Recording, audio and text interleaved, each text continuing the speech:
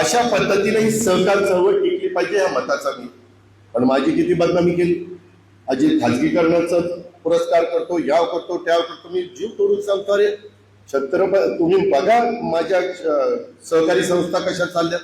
PDCC bank बघा, Baramati bank बघा, खरेदी विक्री संघ, दूध संघ, मार्केट कमिटी, कुठल्याही संस्था बघा राव म्हणलं. एवढं पैसे त्यांना देतोय आणि असं कसं आम्ही मनात आणू. पण एवढी माझी बदनामी त्या ठिकाणी केली. आम्ही जे जे काही शब्द आता टीव्हीला कोण तिथं सांगायचे, अजित पवार मी 500 कोटी रुपये देतो म्हणून सांगितलं, म्हणून असं झालं तसं झालं. कोण सांगायचं लक्ष्मीपूजन, लक्ष्मी काय दर्शन झालं, कोण काय म्हणायचं, कोण काय म्हणायचं. काय होतं, पराभवाला खूप वेगवेगळ्या पद्धतीनं नावं ठेवली जातात आणि मग ते कुणावर तरी दुसऱ्यावर ढकलायचं. ठीक आहे, तो त्यांचा अधिकार आहे. पण आम्ही सगळ्यांचा आदर करणार आहोत. आम्हाला काही वेडवाकडं करायचं नाही. आम्हाला पूर्ण पारदर्शक कारभार करायचा.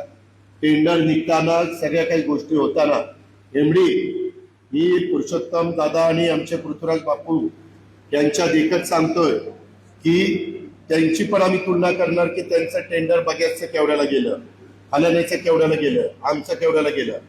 ठराविकच लोकांना इथं टेंडर मिळतात हे मला माहिती मिळालेली, खरी का खोटी मला माहिती नाही. काहींना ते टेंडर दिलीच जात नाही, असं चालणार नाही. त्याचा अनुभव तो लक्षात घ्या.